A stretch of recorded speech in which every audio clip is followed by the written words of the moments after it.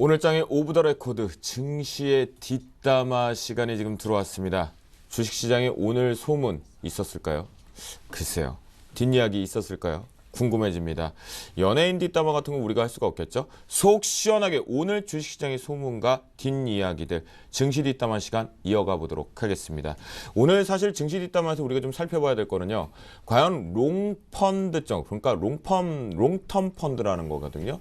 일종의 워렌 버핏발 효과가 지금 시장에서 미국에서도 워렌 버핏, 즉 채권 투자보다는 주식시장이 낫다. 월가스트리트의 언급과 함께 워렌 버핏이 또다시 하인즈를 인수했단 말이죠.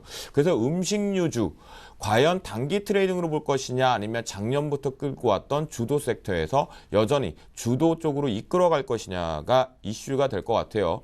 워런 버핏의 하인즈 효과, 우리나라 음식료에도 과연 상승 모멘텀을 가져올까요? 이상 모멘텀? 네, 우리가 일단 하인즈라는 기업을 좀 더 아셔야 될 것 같은데요.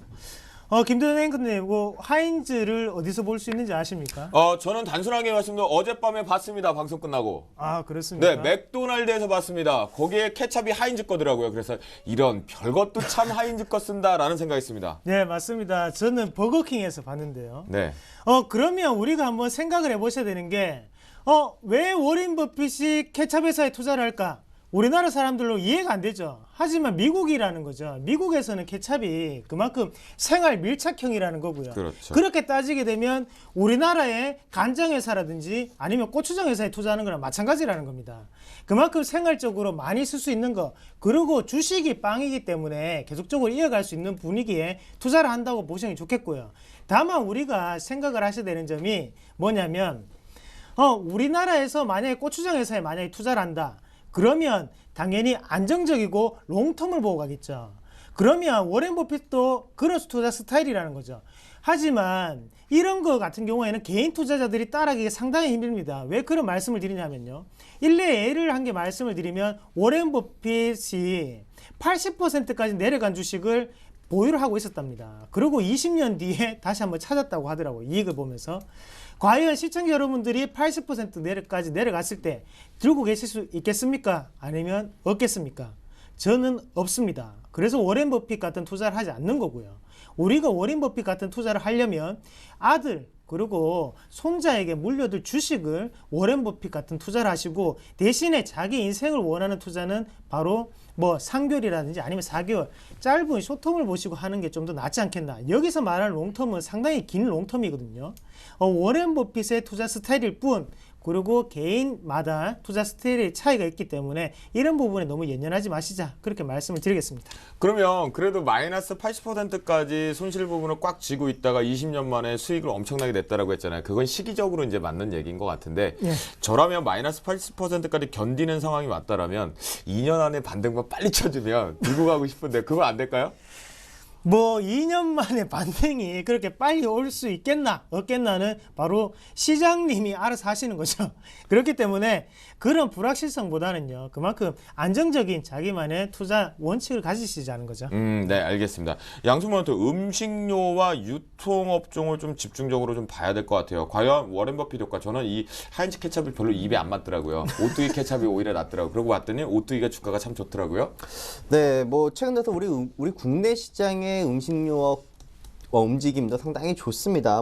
농심부터 오리온, 빙그레 주가들의 움직임을 보면 차트가 우상향이 되고 있는데요. 이번에 워렌 버핏이 성장 가치주에 대해서 포커스를 맞춰서 투자를 했었다면은 이번에는 아까 말씀하셨던 것처럼 생활 밀접된 부분이 표현이 맞지 않을까. 그러니까 결국에는 핵심적인 내용이 이건 것 같습니다. 물가 인상이라는 여러 가지 밀착 투자를 한 것이다. 그러니까 결국에는 시장이 인플레이션에 대한 상승률 때문에 물가 인상을 쉽게 따라갈 수 있는 음식료업을 선택한 것이 아니냐. 이렇게 좀 보여주고 있고요. 이거 어떻게 보면 좀 단순하면서도 단발성이 아닌 장기성으로 좀 보고 갔기 때문에 우리 국내 그 음식료 업종을 놓고 본다면은 오히려 비전을 좀 제시해 준 것이 아니냐. 단기적으로는 주가가 튈 수는 있겠지만 우리 이제 음식료도 마찬가지죠. 전체적으로 단가라는 것은 계속 올라갈 것이고 여러 가지 제품을 생산하기 위한 또 단가도 계속 원자재 가격도 계속 올라갈 것이라는 거죠. 결국에는 이 물가 상승을 따라갈 수 있는 것이 가장 유연하게 갈 수 있는 게 바로 음식료업이 아니냐. 그러니까 장기적인 전망에 대해서 우리 워렌 버핏이 그런 부분들 좀 그냥 제시를 해준 것이다. 그냥 그렇게 보시는 게 좋을 것 같아요. 그러면 결국은 롱적인 포지션으로 주도 섹터 쪽으로 좀 갈 수는 있다라는 부분엔 동의를 하시는 건가요? 그렇죠. 오리온이나 그리고 이제 지금 음식료 기업 업종들을 놓고 보면요. 자, 지금 차트를 한번 보여주겠어요. 2008년도부터 사실 그 주도 업종이었거든요. 근데 사실 우리가 뭐 삼성전자의 베일에 가려져 있어서 사실 보여진 것이 아니었기 때문에 우리가 이제 그렇게 보지를 못한 거고요. 사실 지금 음식료업은 시장의 물가 상승률이 계속 올라오면 올라올수록 계속 같이 상승을 했다. 이렇게 보시면은 음식료업도 보이지 않는 곳에서 계속적인 상승을 하고 있다. 이렇게 보시면 좋을 것 같습니다. 네, 이상로 멘토. 그러면 음식료를 이제 우리가 만약에 좀 주도 섹터 쪽으로 끌고 간다고 한다면 분명히 이 음식료들을 운반하는 유통 관련된 애들도 좀 봐야 된다는 말이죠. 네. 그렇죠? 유통 쪽은 어떻게 바라보시나요? 뭐 일단 유통을 보시기 전에 음식료 업종 본질부터 좀 올라야 되지 않겠습니까? 그러고 난 다음에 유통업종 자체가 좀 따라가는 거지, 유통업종부터 먼저 가기는 지금 시장의 분위기는 사실 조금 힘들거든요. 왜 그런 말씀을 드리냐면, 유통업종이 가려면 당연히 소비 패턴 자체가 지금 좀 더 살아나야 됩니다. 하지만 지금 같은 경우에는 우리가 불황형 흑자가 계속되고 있고, 거기에 대해서도 소비가 계속적으로 주는 모습이거든요. 백화점 매출 자체도 지금 어느 정도 지금 정체되어 있는 상황이고요. 그런 모습으로 한번 보신다면, 일단은 음식료 업종 같은 경우에 제가 손자한테 물려도 괜찮다고 말씀을 드렸던 이유도 길게 보시라는 거죠. 대신에 짧게는 지금 시장 상황과는 조금의 트렌드가 안 맞을 수 있고, 유통업종 같은 경우에도 음식료 업종이 날아가고 그리고 달리면 그때 옆에서 같이 걸어주는 그런 친구 같은 업종이 아닐까, 그렇게 정리를 해드리겠습니다.